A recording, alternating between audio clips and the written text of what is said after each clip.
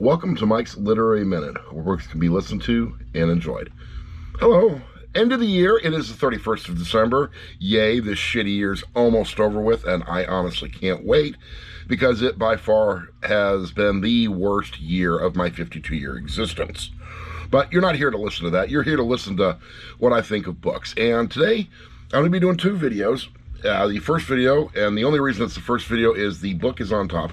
Rare occurrence where it is not on Audible, or at least I didn't listen to it on Audible. What we have here is the book Into the Wild by Jon Krakauer, I'm not quite sure how to pronounce his name, and I do apologize for not pronouncing it correctly.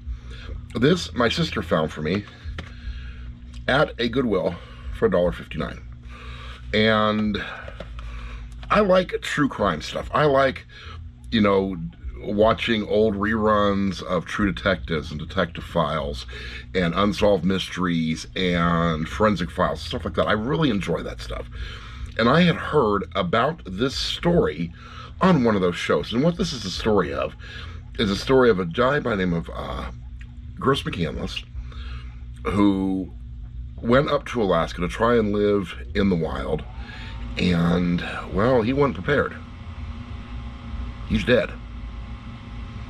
Well, what I saw on television made me want to look more into the story, and lo and behold, about a week and a half later, my sister comes up with this, and is like, you ought to listen to it and do a review on it. Well, I have done a listen to it. Now we're doing the review on it. All right, this is the unabridged book. If I remember correctly, it was 8 CDs. That means it's 6. 6 compact discs for 7 hours. I have listened to the entire book from beginning to end.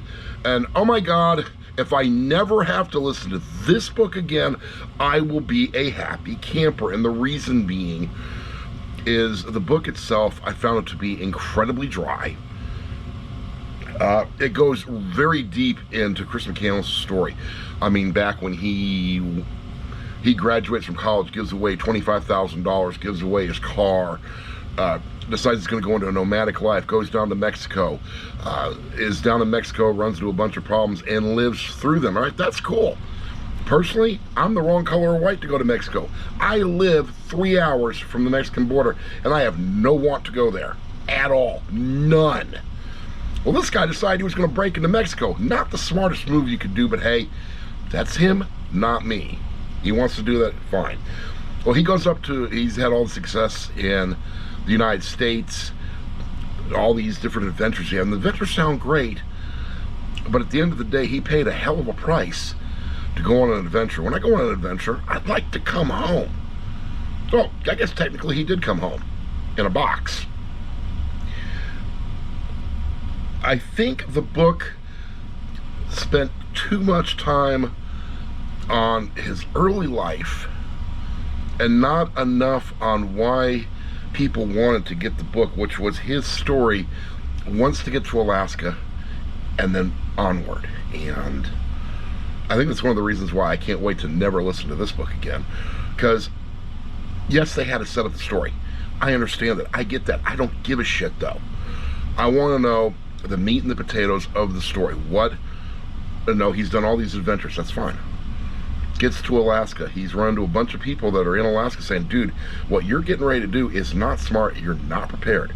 You don't have the right equipment, and you're in one of the most hostile places on the planet. All right, those 3 things, 3 strikes you're out, baseball rules, 3 strikes you are out. I'd have been like, nope, I'm out of here. Well, he didn't do that. He went in there into the Alaska wilderness. Eventually he found bus 142, which is, they call it the magic bus. It has since been taken out of the Alaska bush. It is in some secret place being restored. But, that is what it is. Many people have pilgrimed to this site of Chris McCandless' final, or where he had passed away, as some type of a mecca. It's a spiritual awakening, yada, yada, yada. Oh, that's fine. Don't ask me to pay for it. I don't care. But as far as a piece of literature work that was nails on a chalkboard to me, on the collegiate scale, I give this thing a 2.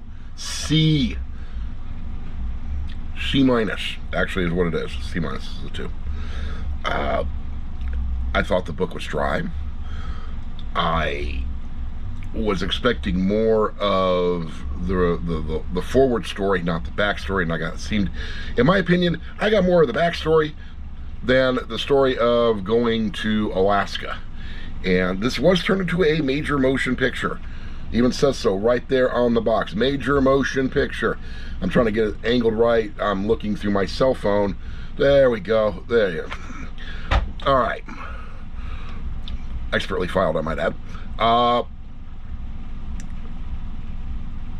Honestly, this is one of those books, this is one of the instances where I would say that the people watching the channel listen to the book or read the book and draw your own conclusions. My conclusion is a thumbs down, but it's still a C. It's still passable. It still passes muster. I mean, anything below a 2, I'm not going to review. I refuse to slam a book. It is not in my best interest. I can't write a book. I tried once. It sucked. Did I learn a lot from it? Yes, I did.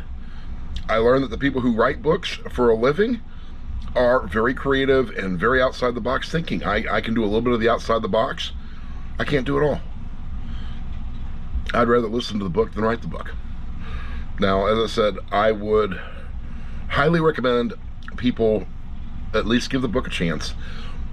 Listen to it or read the first, I don't know, couple of dozen chapters. You know, listen to it. Everybody's got their own stopping place. Some people it's 50 pages in or 100 pages in. Some people on CDs, it's one disc, or if it's on Audible or another streaming media, it could be the first 45 minutes, which is about a CD, give or take.